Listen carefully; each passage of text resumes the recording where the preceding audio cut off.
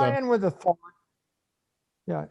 Can I end with a thought? If I was talking to anybody that traded altcoins right now, what I would say is we've got something called Bitcoin that solves a very simple problem. And that problem is store of value for the human race. And there's $300 trillion worth of money in defective alt assets that don't store value.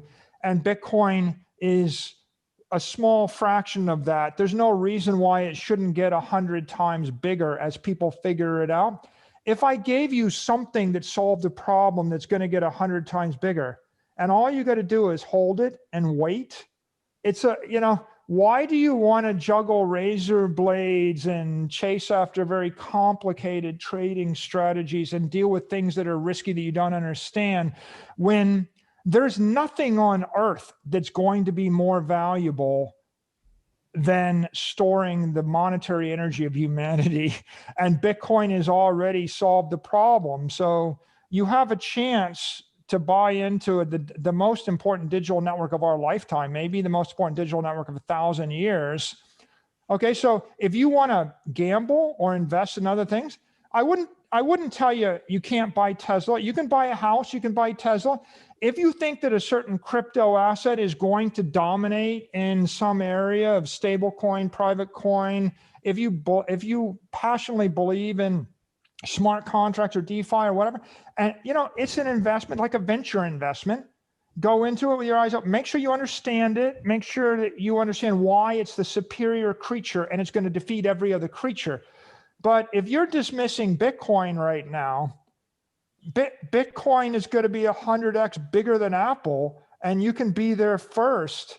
Why would you do anything other than invest some and wait for the rest of the world to figure out that it's not a question of competing Bitcoin versus altcoins. It's 0.2% of the world's money is in the crypto pond. It's really a question of where would you like to be positioned when the $300 trillion of money discovers it needs to come and solve its problem. Yep. And it finds Bitcoin. It's like, why wouldn't you want to be owning some of that real estate? It's the simplest, most powerful investment opportunity of our lifetime. And by the way, I've invested in everything. I was an early investor in Apple and Facebook and Amazon and Google and OpenTable and eBay and PayPal. And I made huge amounts of money. I made 10x, 20x my money in those things. And let me tell you, none of them looked as good as this looks to me. This is like, just screaming. It's, I have anxiety. When Bitcoin was 9,500, I was buying it with anxiety that someone was going to figure out before I woke up how good this was, and the price would get away from me. And that's how I felt. It's like, Beautiful. You're here, right in front of our face. So it's an opportunity.